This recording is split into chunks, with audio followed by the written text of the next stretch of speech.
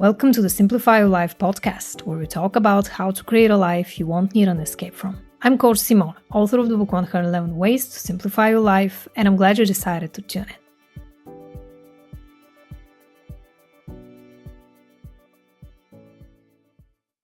In today's podcast episode, we're going to talk about how to get over regret, and I'm going to share with you my 3-step process on how to stop regretting things from the past. First of all, what is regret and why do we struggle with it?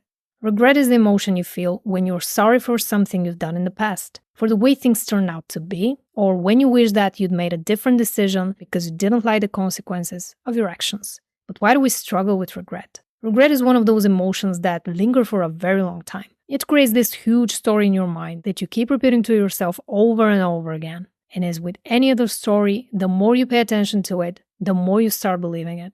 In this case, the story that you wish you hadn't done something or things hadn't turned out the way they did turns into a negative belief you have about yourself and the world around you.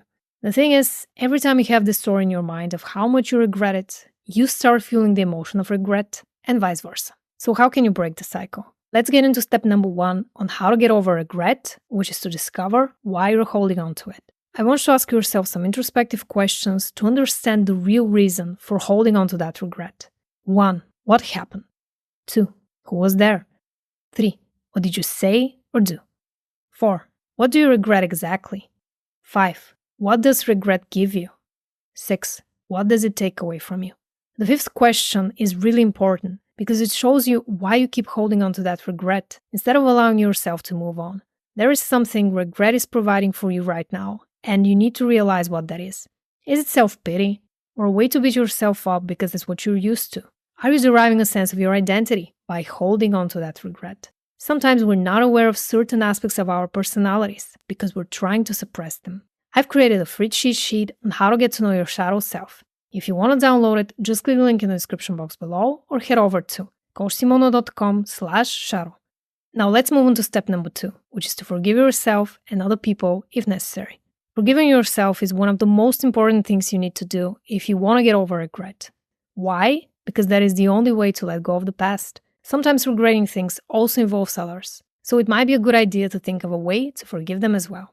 The thing about forgiveness is that it's not about the other person, it's about you. And the sooner you decide to stop depriving yourself of the possibility to heal, the easier it will be to get over regret. For example, if you've been wanting to change your diet or exercise more, but you haven't been consistent with your routine and you regret your meal choices in the past week, you might be having thoughts like, I'm such a failure. Here we go again, I'm right back where I started, etc. If you keep beating yourself up for the past version of you who didn't have the knowledge and self-awareness that the present you has, you're creating a negative thinking loop that keeps reinforcing the same emotions and the same behaviors.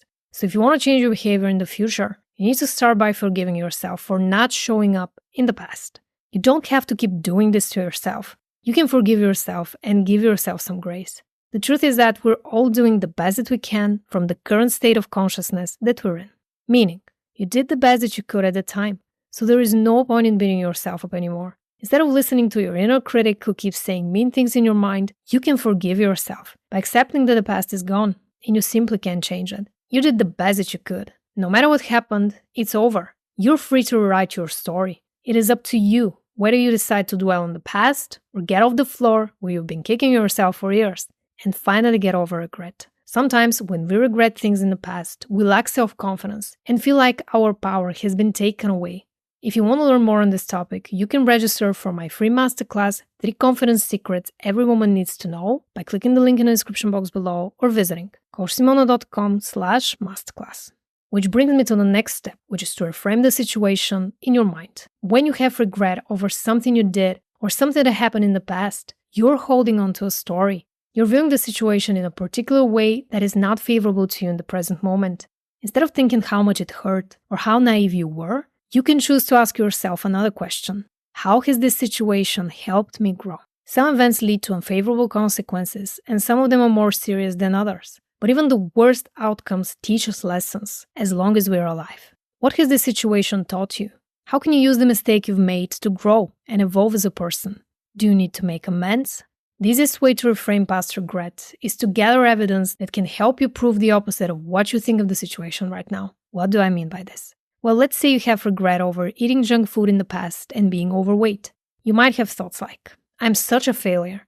First, I want you to question this belief and its validity, so it's easier to reframe it. Who told you that you're a failure? What does being a failure even mean? Can you at least entertain the idea that you're not a failure, but maybe a regular person who didn't make the best choices in the past? Pay attention to the thoughts that are going through your mind. Now, I want you to think of some things that prove you're not a failure. For example, have you ever said something and followed through? Have you tried healthier diet, at least for a few days? I want you to flip the narrative in your favor and pay attention to all the good things you do on a daily basis. The more you focus on that, the more you're gonna act accordingly. And that will reframe the way you see past regret in time. Thanks so much for tuning in. If you enjoyed this podcast episode, please like it, subscribe, and I'll see you in the next one.